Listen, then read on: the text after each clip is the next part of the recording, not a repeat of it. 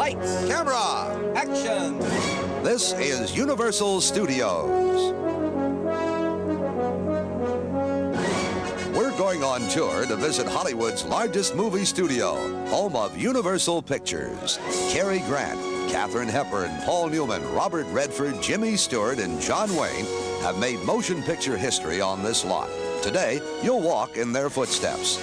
This is Roger Carroll, inviting you to board the Universal Glamour Tram for a guided tour of this historic studio. Let your imagination run wild as we look behind the scenes of motion pictures and television. Your visit to Universal Studios will include a walk through a star's dressing room, a look at over 500 sets, and visits to familiar streets that you've seen hundreds of times. But now, let's go and see how movies are made.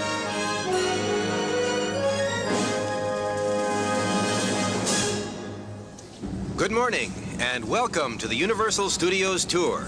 My name is Tom, your driver's name is John, and on behalf of MCA, I welcome you to Universal Studios. As we leave the entertainment center, we're passing the Universal Amphitheater. This outdoor theater opened in 1972 with a staged production of Jesus Christ Superstar. Universal followed up on that by making a movie of Jesus Christ Superstar the next year.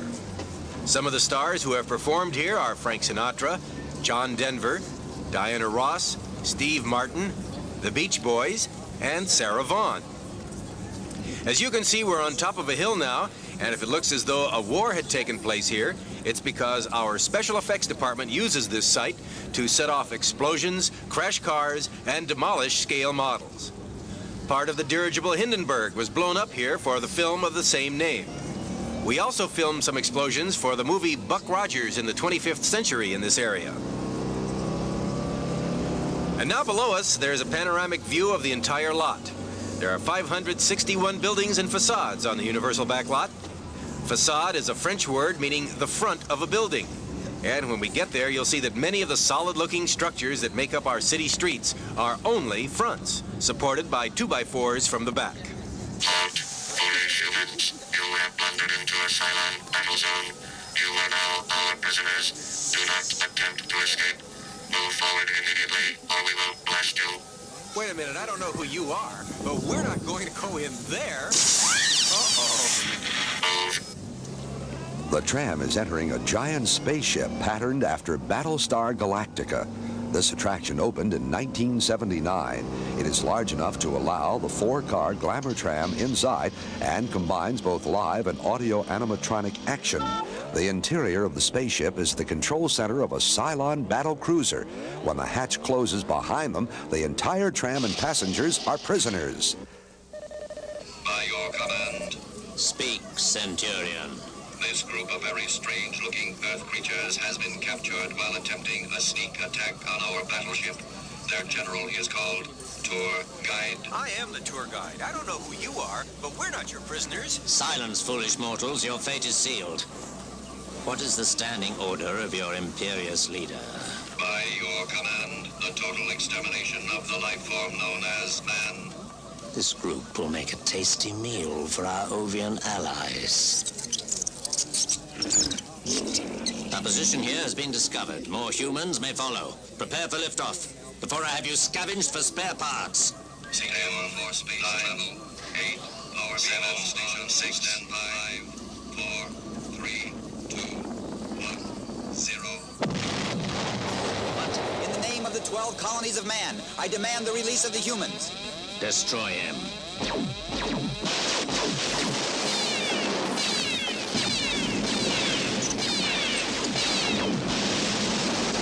Get out of here. I'll be all right.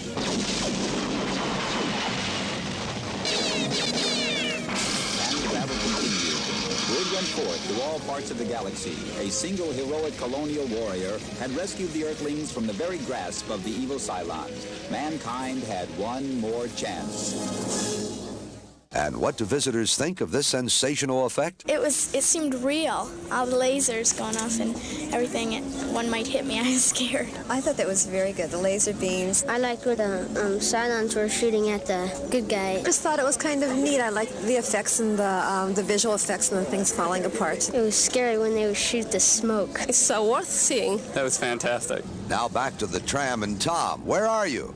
In just a moment, we'll be stopping in front of one of the stars' dressing rooms. This entire area is part of Universal City, a city within the county of Los Angeles with its own fire department, post office, hospital, water reservoir, and government. We also have the Sheraton Universal Hotel. It's the only hotel on any motion picture studio lot. If you watch TV, you've seen the hotel many times. It was Rampart Emergency Hospital on the series Emergency. And every time our two paramedics wheeled a victim into the emergency room, they were really entering the ballroom in the lower lobby. The hotel has also been seen on the Hardy Boys as a Hawaiian hotel and as a medical institute on the Bold Ones. But here we are. It's the first stop on our tour, the dressing rooms. You'll be going through an actual dressing room assigned to Robert Wagner. Walk on through, and I'll meet you on the other side. The dressing room plays an important part in an actor's day. This is where he goes to be made up and get dressed in the clothes he'll be wearing in the film, and it doubles as his office. Makeup alone can be a time-consuming task. When Boris Karloff was made up to be the Frankenstein monster, his makeup and costume weighed 70 pounds. He drank his lunch through a straw, so the makeup wasn't disturbed, and it took nearly 2 hours to remove the makeup at the end of the day. Since we like to surprise theater-goers, we didn't want anyone to know what the famous monster looked like. So Mr. Karloff had to walk from his dressing room to the set each day with a paper bag over his head. If you'll step this way, we'll go inside one of the 35 sound stages here on the Universal lot. A soundstage is a giant soundproof room with a high ceiling where most filming actually takes place. At Universal, there are 35 of these film stages. The largest of them, number 12, is as big as a football field. It was the stage used for filming The Concorde, Airport 79. But let's go inside. In 1925, The Phantom of the Opera was filmed on Stage 28 right next door. The gilt opera boxes from that movie are still there, and we use them for new films from time to time. Back in silent film days, though, old Stage 28 didn't have a roof because extraneous noise didn't make any difference. And sunlight provided all of the illumination instead of those great big lights we now use. Of course, that's why California was chosen for movie making in the first place, because there are so many sunny days here. Now, of course, the building has a roof on it, and it's soundproof. It's the location where we shot the 1979 comedy hit In God We Trust, starring Marty Feldman. But enough of that. I promised to show you some of the secrets of filmmaking, so please step this way. The tour learns how a painted background can be combined with a live-action scene. It's called matte process photography. Using oil paint on a glass sheet, Universal artists paint exotic backgrounds that would be impossible to duplicate. A field of oil derricks, the Kremlin, or Old New York are examples. Do you know how the painted background ends up being combined with live action? I'll have the answer in just a few minutes. Right now, the tour is enjoying another Universal special effect, rear screen projection. Okay, we have a volunteer from the audience, and your name is? Chris. Okay, Chris, now climb up on the motorcycle. When I yell action, I want you to put your feet on the pedals, grab the handlebars, and bounce up and down. Are you ready? While Chris is bouncing up and down on a spring-mounted stationary motorcycle, moving scenes that were actually filmed on the Pasadena freeway will be shown behind him. The boy, bike, and background will all be picked up by closed-circuit cameras and shown to the audience. Okay, action!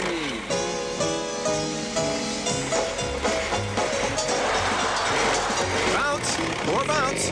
Bounce harder, Chris. Going around the corner now. Lean it away. Watch where you're going. Now steer with one hand, Chris. And now, no hands at 75 miles an hour. Now get ready for your big stunt. You're about to jump off your bike and stand by it. You're ready? Off! What an act! 75 miles an hour on the freeway, jumps off without stopping, and not a scratch. Let's hear it for Chris.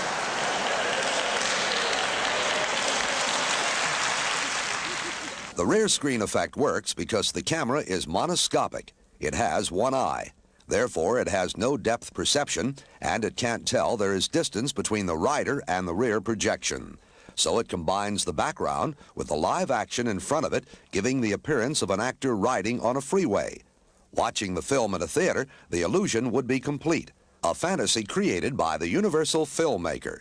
And speaking of illusion and fantasy, that's what takes place next. So let's enter the $6 Million Man Bionic Woman Test Center. Here's your chance to imagine what it would be like to be fitted with bionic parts. Hi everybody, welcome to Universal's $6 Million Man Bionic Woman Testing Center. My name is Judy and I'm the supervisor of the center. We've been working with top doctors, scientists, and engineers on a revolutionary new technique for implanting bionic components into ordinary people. We've taken 2 members out of your group and have given them some of these instant bionic components. Okay, our $6 Million Man. For this next demonstration, Michael, we're going to be using this truck here. But no one will believe me if I tell them it's a real truck because I work here. But they'll believe you as a representative from the group. So why don't you go ahead and check it out for them. Prove to them that it is a real truck. Bang on it. Let them hear they're perfect, okay? Show them the hood is real. Bang the fender. Get away from my truck. I said check the truck, not wreck the truck. There's a difference. Problem is I don't have a jack. I've only got a brace. But hey, you've got bionic arms, so why don't you lift it up for me? I'll put the brace under and fix it later, okay? There you go. Okay, hold it up there. Take pictures, folks. You don't see this every day. I'll put the brace under, and you can lower it down slowly now. And there it is. Let's give him a big hand. Thank you, Michael. Corey, there's a bunch of bad guys chasing you. They're out to get you. To get away from them, you have to jump over that airplane. So get in the ready position. We're waiting for clearance from the tower. We don't want you to hit any low-flying helicopters. And up. Bring your arms up. Hold them up there. And down. Perfect. You can take a seat now. I'm sure Colonel Steve Austin couldn't have done it any better than that. As the tour leaves the soundstage, they leave one of the hardest working areas on the Universal lot. Every precaution has been taken in each stage to ensure the ultimate environment for movie making. The walls of each building are 6 inches of poured concrete, covered by 3 layers of fiberglass soundproofing and a layer of asbestos for fireproofing, and all held in place by what is known as Hollywood wallpaper, better known as chicken wire. A soundstage provides control of 3 vital concerns of the director: sound, light, and weather. Both indoor and outdoor scenes are shot here. The doors to each stage weigh 5 tons apiece. But let's see how much you remember about movie making. You may want to stop the record and see if you can answer these questions. What's a matte painting? Why does it take so long to shoot a short scene? How does heat affect filming? How much film does a camera hold? Now with the answers, here are some of the people on our tour. Do you have any idea how much film is shot in a day? 10 minutes, I think it was, a day. What is a matte painting? Do you remember what a matte painting is and how it works? Well, you block out a certain portion of the raw film and then rerun the film and photograph another portion. You can then photograph scenery without going to the location because you're using artificial background. Why does it take so long to shoot a short scene in a motion picture? Any idea? Do you remember what they told you? Yeah, they said that when you have all the makeup on, the lights, after you're in the lights for a long time, that the makeup will start running down your face, so they bring in the air conditioners and cool the place down. You know, the next question was, how does heat affect filmmaking? So you answered that pretty good. In the Bionic Woman sequence, you saw someone jump over an airplane. Do you think you could really jump 50 feet with one bound? If John Travolta was standing on the other side, I'm sure he could. There's a lot to see and enjoy at Universal Studios, and our tour is getting away, so back to the tram. We're now driving through our prop department warehouse. It's just like your attic, except we have 5 million things in ours, and we know where they all are. Every item is cataloged and neatly stored. We've been collecting furniture, knickknacks, paintings, 200,000 books and miscellaneous articles for over 50 years. They're all cross-indexed and they're ready for action. And if they're not ready, we have a painting and refinishing department right there where they can make new things look old and old things look new. I've been trying to get an appointment there for months. This is the soundstage where Same Time Next Year was filmed. And here's Wall Street, where we store all of our wild walls and fireplaces. Over there is the transportation department, and if you look carefully, you'll see Columbo's old car. Here's one of the big rigs used in BJ and the Bear. We have over 2,000 cars and trucks stored here. And now we're turning on to Colonial Street. It's a street of facades, house fronts that look real, but aren't. You'll recognize many of them. Some people recognize all of them. These are the most famous addresses in show business. It starts with Alfred Hitchcock's Marnie House, then Sean Cassidy's house from the Hardy Boys. Across the street is 1313 Mockingbird Lane, home of the Munsters. Next door is the home where Jimmy Stewart lived with his 6-foot rabbit Harvey. If you walked in the front door of any of these houses, you'd be in the Universal Studios lumber yard, because there are no backs to these houses. This beautiful street also includes the noteworthy Delta House, seen in National Lampoon Animal House. Next door stands the Cleaver House from Leave It to Beaver, which was also occupied by Marcus Welby, M.D. Here's Nancy Drew's house right over here. And there's where John Forsythe lived for many years as bachelor father. But enough of the suburbs. Let's go downtown.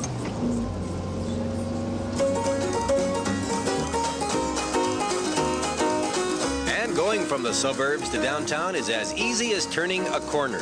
This is Brownstone Street. And here's the drugstore where that famous phone call was placed in The Sting. And from that same film, here's the street Robert Shaw as Doyle Lonigan walked up. If you saw Lady Sings the Blues, you might recognize those steps right there. Diana Ross scrubbed them in her portrayal of Billie Holiday. Next door is the old apartment house where Abbott and Costello used to live.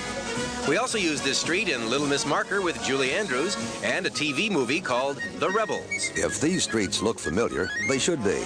They've been New York in Kojak, Chicago for The Sting, San Francisco in Ironside, Los Angeles in Earthquake, East Berlin in Torn Curtain, and Honolulu in The Incredible Hulk.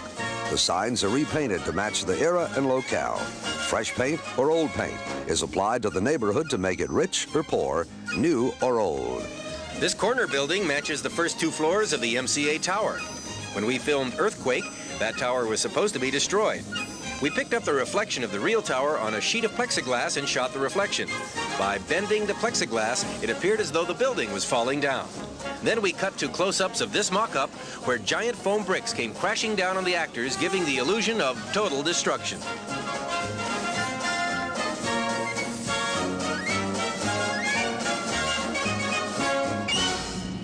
Illusion. It's an appropriate word and a reoccurring one. For Universal City is a land of illusion, where reality is sometimes just out of reach, as our unsuspecting tour is about to find out. Over on my side of the Glamour Tram, you can see one of our curiosity pieces, the oldest structure on the lot. It's a bridge built back in 1915 by our founder, Carl Laemmle. We'll circle up on the other side of the bridge. It used to be part of the tour, but it was condemned a couple of days ago, so until it's rebuilt, John, it's the road to the left. So until it's rebuilt, John, you took the wrong turn. We're not supposed to go across the bridge. We're not supposed to be on here, John. Oh! What? Hang on, everybody. Hang on.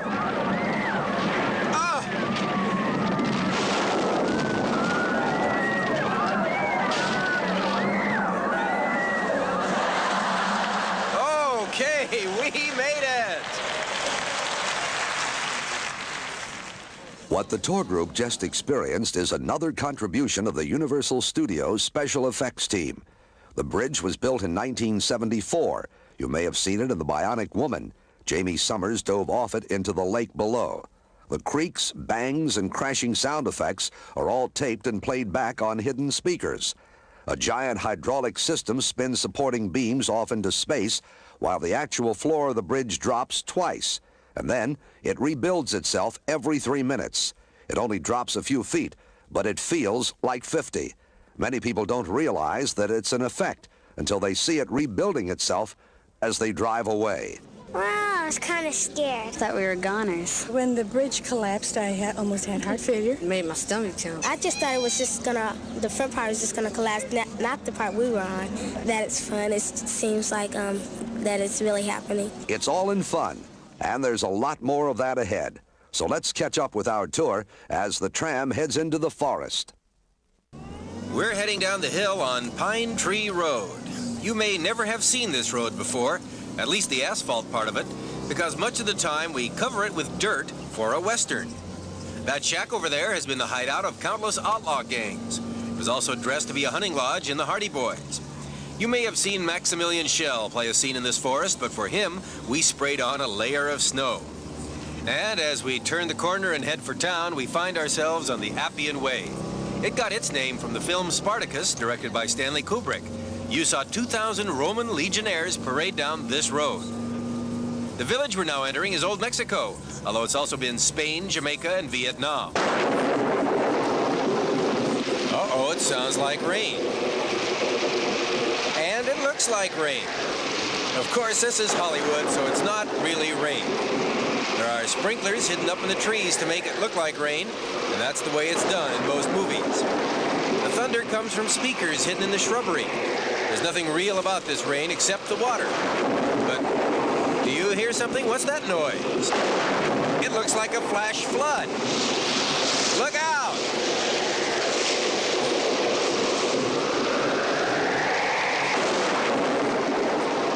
Okay, I think we're out of danger. But look out for that tree!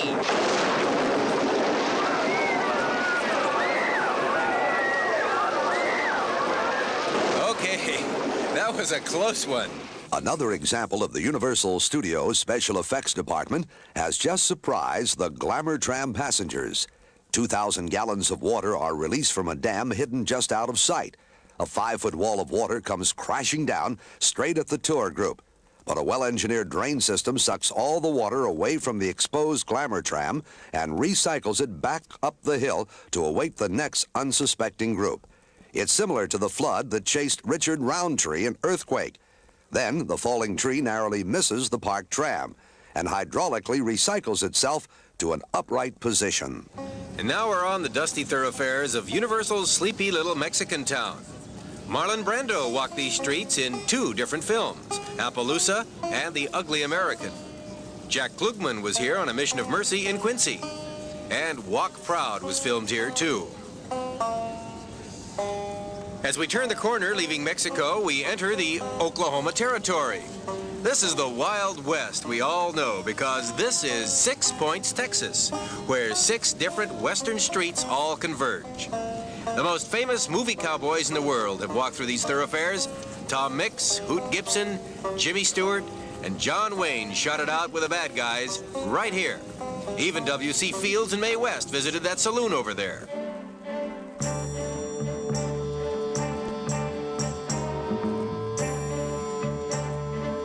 The tour is now moving into Universal's back lot. They're in the middle of exterior sets that have been seen by millions of moviegoers.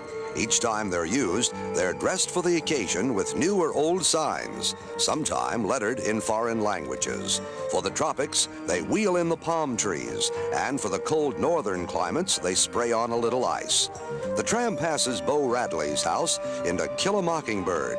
Gregory Peck won an Academy Award for his role as Atticus Finch. And the Universal 747 soundstage, where the original airport was filmed, as well as scenes from the Concorde Airport 79.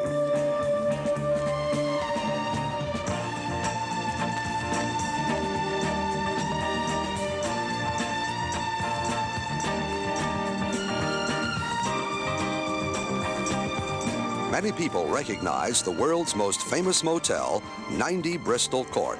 Its tenants have included Elvis Presley, James Garner, Rock Hudson, Jack Webb, Raymond Burr, Jack Klugman, and Robert Wagner. You may be surprised to learn that this little lake we're coming to now is the entire Pacific Ocean in McHale's Navy. We built a wooden mock-up of a PT boat at the edge of the lake, Then, just like the motorcycle ride on the Pasadena Freeway, we used a rear screen projector to get the effect of being out on the ocean. But unless I'm mistaken, there's a submarine left over from the series that's trailing us now. There it is over there. I hope they're friendly. Uh-oh!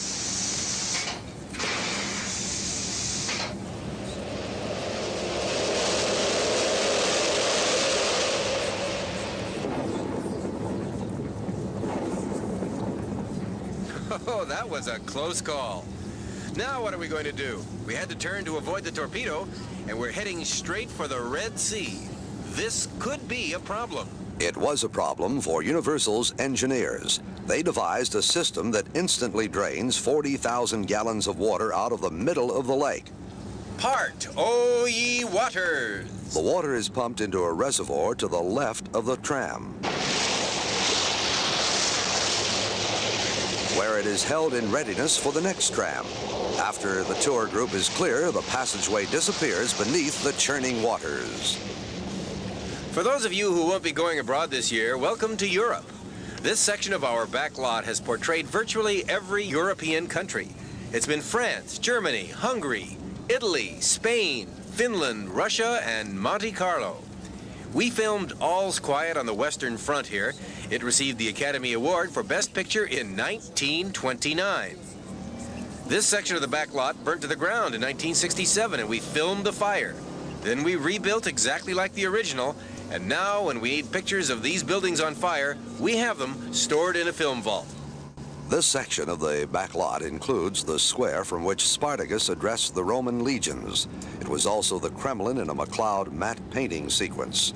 The Court of Miracles next door was the scene of Frankenstein's first public appearance. Lon Chaney was there in The Hunchback of Notre Dame, and Lon Chaney Jr. used it as the Wolfman. Another of Universal's famous monsters also flew in for a film or two, Bela Lugosi as Dracula. And over here is the Tower of London. Boris Karloff scampered around the parapets in 1939. Spencer Tracy meditated there in Judgment at Nuremberg. And over on the driver's side is the corral where we kept Francis the Talking Mule. Donald O'Connor starred in 7 Francis films for Universal.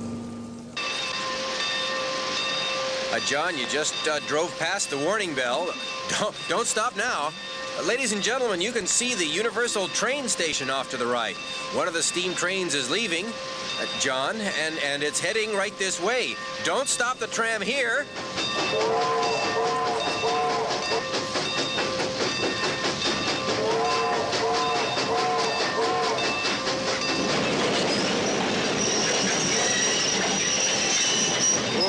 Saved by the special effects department.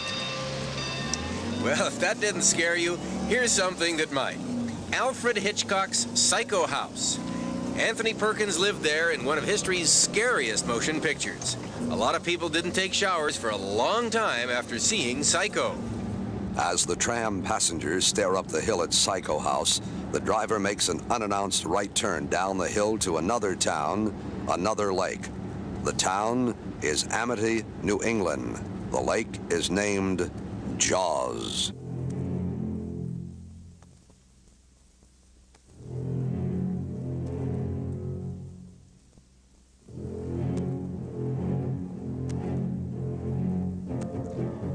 This is Amity, the town that was terrorized by the great white shark in Jaws. Universal won 3 Academy Awards for that film. The 25-foot great white shark used in that film weighs 6,000 pounds. It too was built by our special effects department. But I've been told the shark has escaped and is running wild. We're all supposed to keep an eye out for it. We even have that fellow there fishing for him with special bait.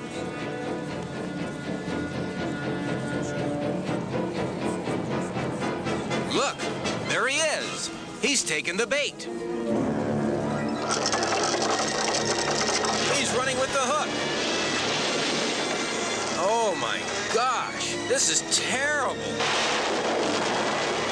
He's coming after us. The dock is breaking. Let's run for it. Oh my gosh, let's go before he decides to attack us again.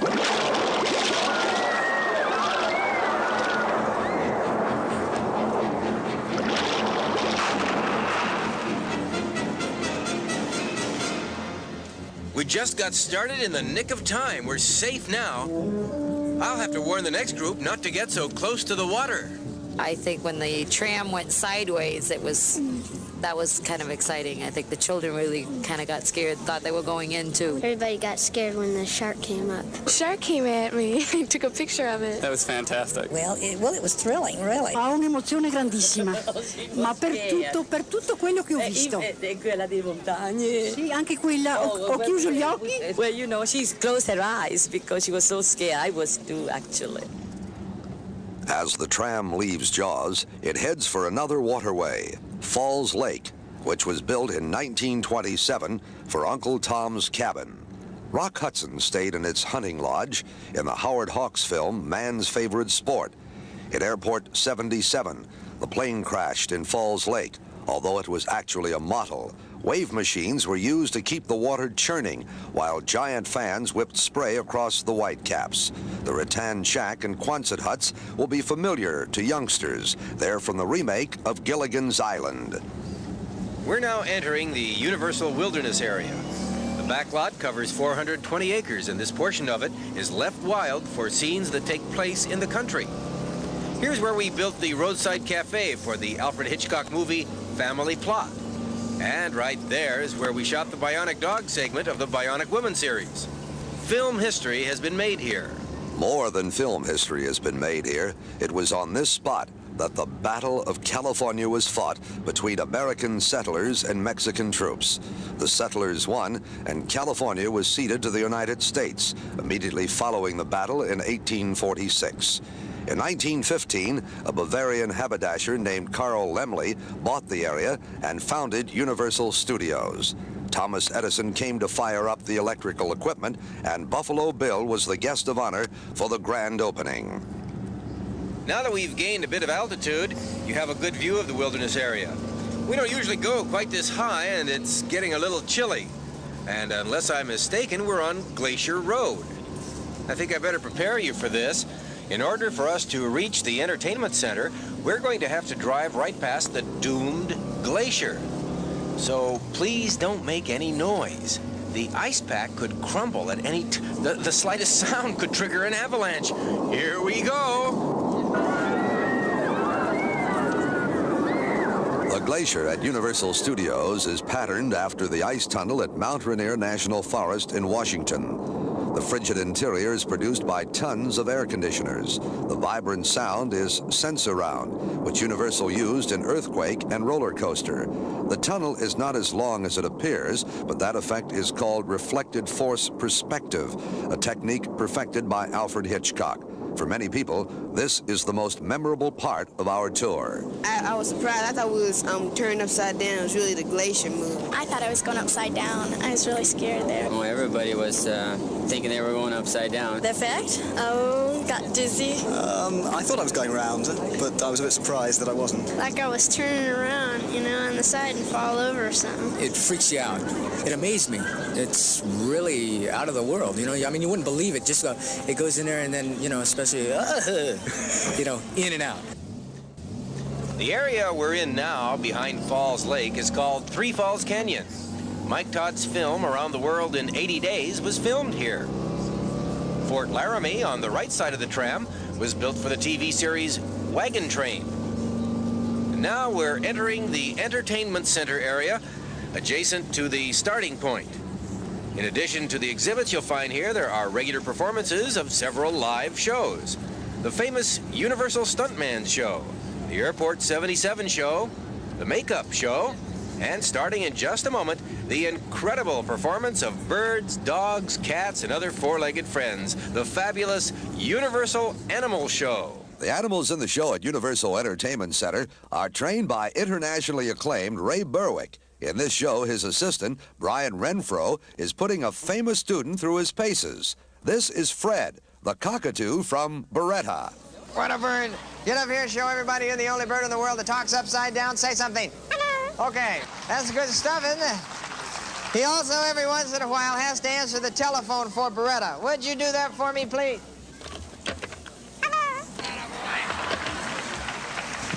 Thank you. He knows some imitations. I'll see if I can get him to do them. His first one is a very small dog barking.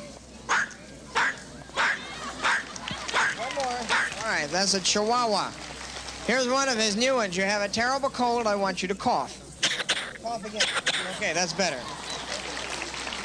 Here's my favorite imitation. He does a chicken. Okay, turkey, do your chicken. Now, in case you don't recognize this one, this is his imitation of a big crazy eagle posing. Are you ready? Big crazy eagle, pose. There we go. Thank you. We'll be right back. To prove that inexpensive birds can also be trained, a small member of the parrot family flies out into the audience. This next, I need somebody who has a dollar bill. Now, hold it in your hand just like this. Okay, and would you stand up, please? All right, now hold it up just a little bit higher. You can straighten your arm out like that. Okay, go pick up that dollar. Bring it here. There we go. Thank you very much. Oh, you want your dollar back? If it was a tin, I would have kept it. This wouldn't even buy me a gallon of gas. Hold your hand back up like that. I'll have him fly it back and put it in your hand. Okay, take it back over there. Attaboy, there we go. That's a good bird. Later, Johnny the mongrel dog that has appeared on Starsky and Hutch, Beretta, and other TV shows steals the show with a rapid-fire performance of response to spoken commands. Lie down. Stand. Bark. Lie down. Sit. Stand. Sit. Stand. Lie down. Sit. Lie down. Stand. Turn to your right. Now turn to your left and lie on your side. All the way. Now get over your chair. I want you to wave to everybody. Would you please? Hurry up, lovely. Come on, wave. Wave, Johnny. Now we're at one of the most popular shows on the Universal Tour, the Stunt Show. The three participants could be labeled the instructor, who sets up the scenes, the bad guy, who wears black, of course, and the clown, who's everyone's favorite. Let's listen in as the instructor describes how they prepare for a film fight. Today we thought we would set up one of the basic elements of our business, that is the motion picture stunt fight. When we're called upon to do this, we go through a period of rehearsing that we call blocking out a fight. This all means that we go through the fight routine many times, in slow motion of course, until we have complete confidence in each other's movement. Then and only then will we put the fight on film. You'll notice that Steve's fist goes for the man's face. Brian will snap his head to the side. Snap! Ow! Now the punch we like to use is the one to the midsection. That punch is delivered in this manner. Steve approaches his target, he will pull the punch or bounce it off. At the same time, Brian can tighten up the midsection, perhaps let out a breath of air. Once again, it would look like this. Oh! I got it right in the eyes. What follows is a fun-filled fight scene packed with surprises, action, and a comedy twist. Get out here! I don't like it. I don't care what you like. I'm the boss, you're nothing. Well, how about that? Boss over nothing. I want order out of you. Order? Order. Okay, give me hot dog and some pop. Loosen up, get into this. Yeah, loosen him up. Slow motion, get the timing. Slow motion. Oh! Ah! Ooh. He said slow motion. I don't care what he said. Well, I'm not gonna do it. Oh, yeah? Yeah. Whoa! Wait a minute. Whoa! Come on, Steve. That is none of your business. If I come over there, you'll think it's my business. Get over here. Yeah. Right here. Come on, get out. The action builds to a fast-paced climax, which ends when the bad guy gets what's coming to him. Meanwhile, on another part of the entertainment center area, another popular hero prepares for his show. Coming up next, the Incredible Hulk.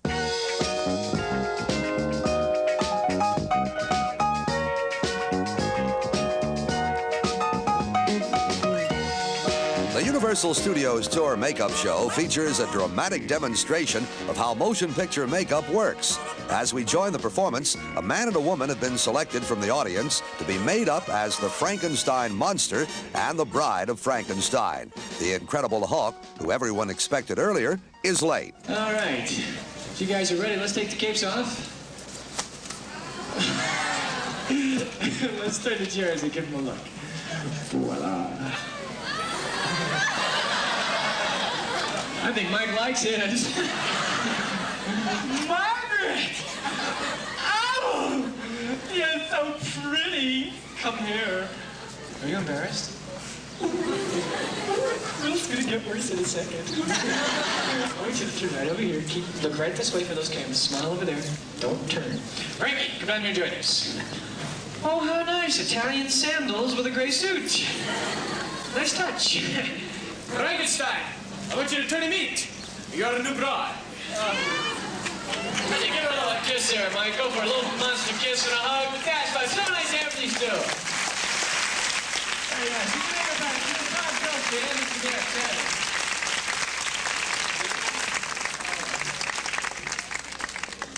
I'm sorry, folks. I can't keep you here any longer, though, because we have another show starting right away, right next door. The only thing I can suggest is if you come back to the next show, maybe you'll show up. Look, if you're not missing anything, it's no big deal. No, really, I'm being very honest with you. All that other stuff is a script. I have to say that, but honest, the guy's more like the Bulk than the Hulk. He really is. No, he really is. He's like the Jolly Green Giant, you know, big, green, kind of slow, kind of... Ah! Oh, hi, hi. Whoa! Whoa!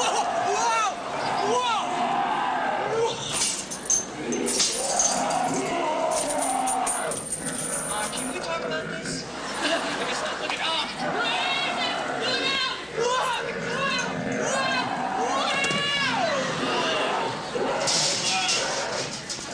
A little makeup and a little imagination add up to a lot of fun at Universal Studios. But now, let's go to the show that lets the audience participate in the creation of the performance at the Screen Test Theater and Airport 77.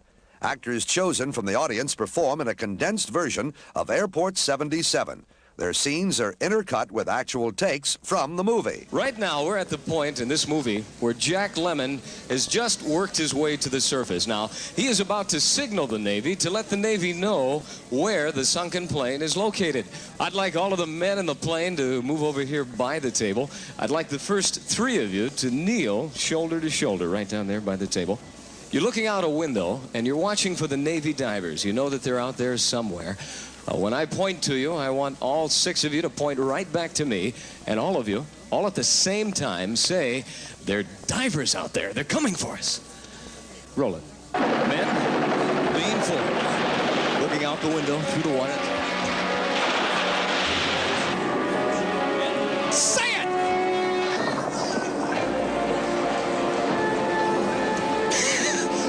Good, that's... Back to your seat now. Brace yourself. The Navy's going to lift the plane up off of the bottom of the ocean. Stewardesses, kneel down, hold on to somebody or something. Water's leaking into the plane. You're not out of this yet. Passengers, when I give you the cue, I want all of you to jump to your feet. Everybody jump up. Real tight, squeeze. Squeeze, tight, cut. Print, that's a take. Good job. Let them know, huh? Very good. This concludes our visit to Universal Studios. Now that you've had a chance to learn how movies are made, I know you'll enjoy your next film even more.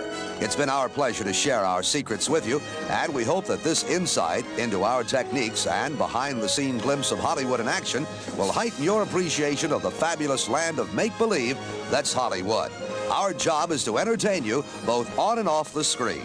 We hope you've enjoyed your stay with us and that you'll come back often. So long, everybody.